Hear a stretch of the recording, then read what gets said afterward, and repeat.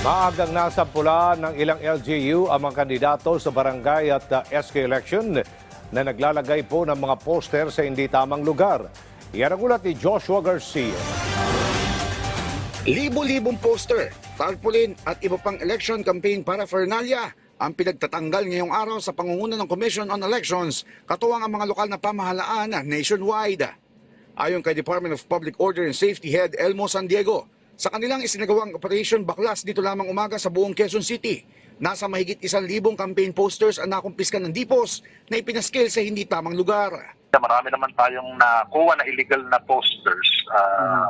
Maliban sa illegal din yung placement nila ng mga types instead na sa common poster area, nakalagay sa mga poste, sa puno, tsaka mga sa wires. Bawal na bawal yun. Na-confiscate natin lahat yun dito sa amin ngayon. Ngayon ding araw ay nagsagawa ng Operation Baklas ang pamahalaan lungsod ng Tugigaraw, Apalit, Pampanga, Mulanay, Quezon, Mangaldan, Pangasinan at iba pang mga lalawigan, kung saan pinagtatanggal lahat ng mga campaign poster na hindi sumusunod sa tamang sukat at tamang lugar ng pagpapaskilan, gaya ng mga pampublikong lugar na pag-aari ng gobyerno at wala sa designated poster areas ng COMELEC.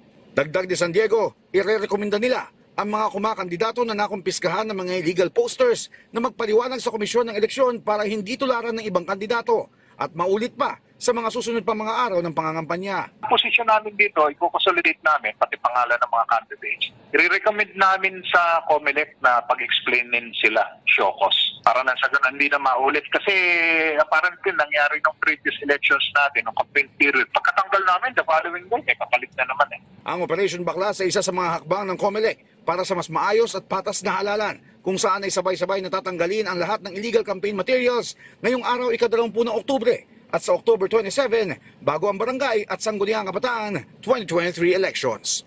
Joshua Garcia para sa Bayan.